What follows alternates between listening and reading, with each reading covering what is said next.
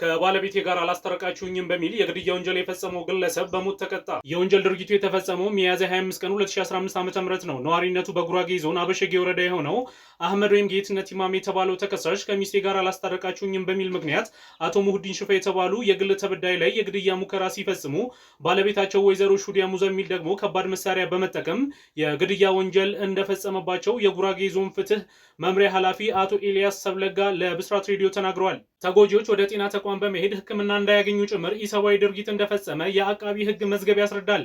በዚህ የማያበቃው የተከሳሽ ነውረኛና ጭካኔ የተሞላበት ድርጊት በሟች ልጅ በአቶ አብዱል ሐሚድ ሙህዲንና በገዛ ሚስቱ ወይዘሮ ሚሽኪያ ሙባረክ አባት በአቶ ሙባሪክ ቶፊቅ ላይም የጦር መሳሪያ በመጠቀም የግድያ ሙከራና ከባድ የአካል ጉዳት ማድረሱን ተገልጿል። በዚህም መሰረት የጉራጌ ዞን ከፍተኛ ፍርድ ቤት ታህሳስ 2 ቀን 2018 ዓ.ም በዋለው ችሎት የሰውና የሰነድ ማስረጃ በመመልከት የጥፋተኝነት ውሳኔ ሰጥቷል። በፍርድ ሂደት ለተከሳሽ የሚያዝለት የቅጣት ማቅለያ የሌለ በመሆኑ ምክንያት ከባድ ግድያዎችን በቅጣት አወሳሰን መምሪያ መሰረት በእርከን 45 እንደሚያልፍ የገለጸው ፍርድ ቤት የወንጀል ድርጊቱ በሞት የሚያስቀጣ መሆኑን ገልጿል።